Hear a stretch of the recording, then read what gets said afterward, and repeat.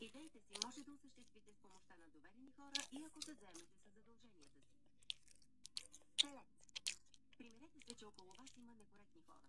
Допуснатите грешки са свързани с емоцията ви и с ваши професионални претенции и изисквания, които явно не са преценени правилно. Близнаци.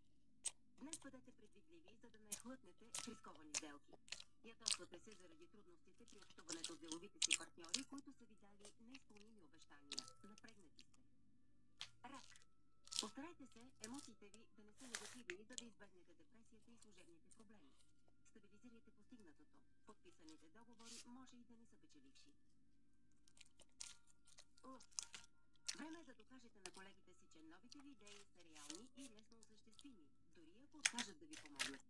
Сами ще се справите и заслужено ще получите мечтаното признание. Дева.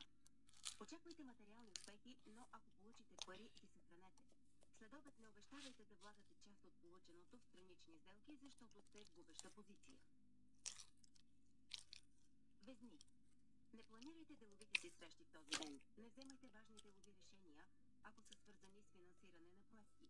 Не са изключени грешки заради неправилната оценка на партньорите ви. Скорпион. Не проявявайте безпричинна агресия заради материалните си стремежи.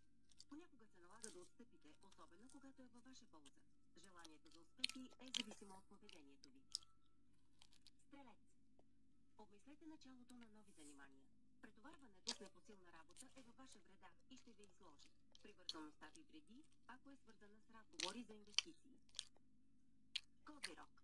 При възможност пътувайте, гостувайте на колеги и проведете планираните за деня делови разговори. Намерението ви веднага да подпишете договорите за бъдеща дейност бъде причината за това. Водолей. Съгласете се на предложение за сътрудничество, ако не е свързано с рисковани инвестиции.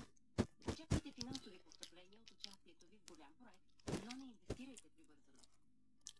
Риби. Прибързаността е забранена. Изпълнени сте с противоречия.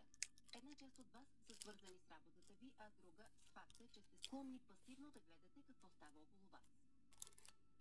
Вашата лична година от рождения ви ден до 31 декември е изпълнена с увеличени приходи. Не отказвайте предложения за работа, за да не ви върви на откази в следващите 9 години.